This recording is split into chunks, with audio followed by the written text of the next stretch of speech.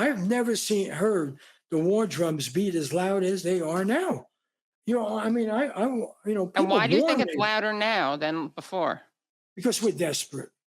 We don't believe in the country. I mean, half the people tell pollsters they think democracy is not going to survive.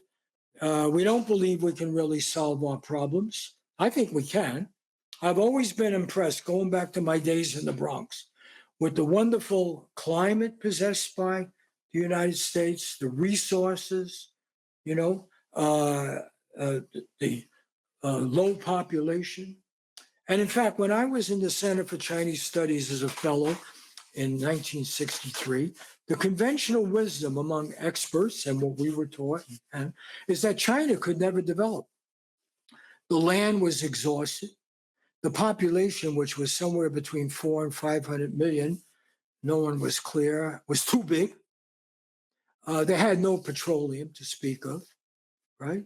So it was too crowded, too resource poor, and could never develop, would be permanently impoverished. And the last thing they needed was a communist government, which would imprison them, destroy creativity, and everything else. And by the way, one of our scientists at MIT, who was going to be branded a traitor from China, has now evidently come up after they've decided he's not a traitor, being responsible for a great breakthrough on conductivity that may change the whole nature of the Silicon Valley technology by showing something better than silicon. But nonetheless, I covered a case of Wen Ho Lee, a Chinese scientist from Taiwan, by the way, who was held 9 months in solitary confinement in New Mexico. Albuquerque had been working at Los Alamos, totally framed, no evidence. Wen Ho Lee. I was there when the federal judge that day cut him loose and said, "Your government on every level owes you an apology, Mr. Lee." Okay? Well, he was framed not just by the Republicans in Congress. The Democrats went along. Republicans started it. Democrats realized, well, wait a minute, this could be helpful. He did it when Republicans were in power. The New York Times did the major reporting on the Wen Ho Lee case, and framed this guy. I'm not going to name the names of the reporters, but they can talk about it. I wrote about it in the LA Times. I wasn't alone. 9 months in solitary with the light on 24/7 to try to break that guy. And then the judge, great man, Republican appointee, apologized to him. Rarely does that happen. And the people at Los Alamos knew that was the truth. Former directors had testified and so forth. But when you're hunting for an enemy and you got a convenient enemy, go for it. That's the whole meaning of totalitarianism. Find a scapegoat, And so China is now the convenient scapegoat. We won't address the question. How did China, and they did population control. We blast them for that.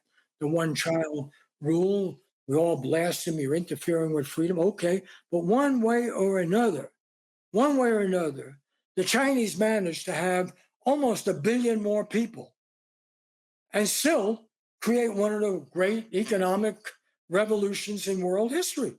Took more people out of poverty, hundreds and hundreds of millions of people, at least 400 million people out of the most abject poverty. I'm not going to, justify everything in China, but the fact of the matter is, we don't celebrate that. Not one single person has said, "Oh, remember the American president was going to blame him for the virus." By the way, that whole thing has collapsed scientifically. It's clearly understood, animal transmitted, blah, blah, blah. Have you heard anybody apologize for calling it the China virus? And why hasn't one person thanked the Chinese people for bailing us out in an economy in which we could have starved? The Chinese people supplied Amazon with all those products that we used, right? That's how Amazon made all that money. Where were they getting it from? From the commies. No one thanked them. Just think about it. No one thanked them. Hey, maybe you did something virtuous. No, we're now going to try to bring around their downfall, right? We'll go back to the age of what every Chinese person remembers. They had good emperors. They had good systems. Maybe even the Kuomintang was not bad in the early Chiang Kai-shek. you know? Okay? None of them perfect, but they were destroyed by foreigners. They were just undermined by people who wished us no good. We are the middle kingdom. We think we are the center of the world. You think you are. Everybody thinks they're the center of the world. Okay? But nationalism has a legitimate base in China. It happens that the Chinese Communist Party has inherited this, and they have delivered in a big, big way. They have the second biggest economy. But nationalism is strong throughout the world. You know, we aren't the only ones that get to play that game.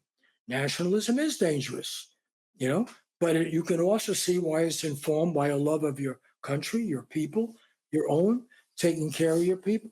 You got none of that now. There's something pathetic about this discussion.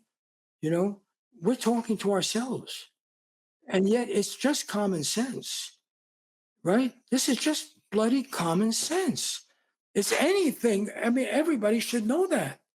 You know, you have it in a family, you have it in a city, you have it in any culture. Our people are hurting. We want to make it better.